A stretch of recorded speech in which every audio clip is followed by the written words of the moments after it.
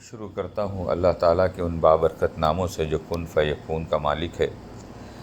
معزز سامعین، میں سید ندیم حیدر اپنے YouTube channel Islamic knowledge SNH کے ساتھ آپ کی خدمت میں حاضر ہوں۔ آج جو ویڈیو آپ لوگوں کے لیے پیش کر رہا ہوں اس کا تعلق سورہ بقرہ کی آیت نمبر 259 سے ہے۔ اس آیت میں اللہ تعالیٰ نے اپنی قدرت کے حوالے سے بیان فرمایا ہے۔ آئیے اس آیت کی طرف چلتے ہیں اور اس کا مطالعہ کرتے ہیں اور دیکھتے ہیں کہ اللہ تعالیٰ نے مزید اس حوالے سے کیا تفاصیل بیان کی ہیں۔ اعوذ باللہ من الشیطان الرجیم، بسم اللہ الرحمن الرحیم۔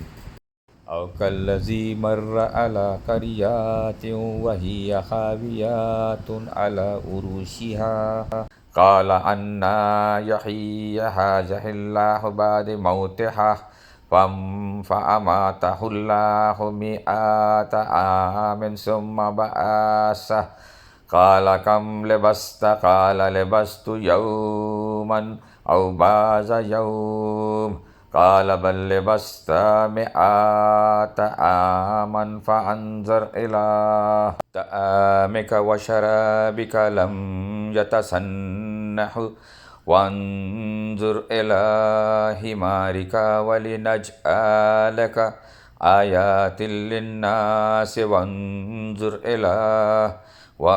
إلى العظام كيف ننشزها ثم نكسوها لحما فلما تبين له قال أعلم أن الله على كل شيء قدير۔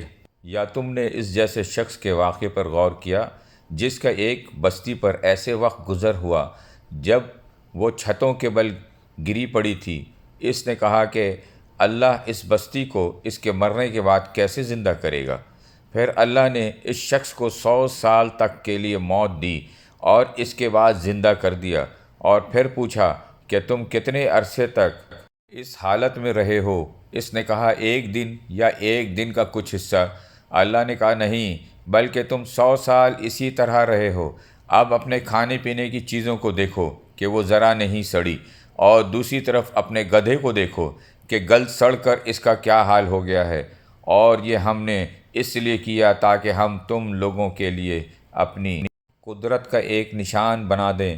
اور اب اپنے گدھے کی ہڈیوں کو دیکھو کہ ہم کس طرح انہیں اٹھاتے ہیں، پھر ان کو گوشت کا لباس پہناتے ہیں۔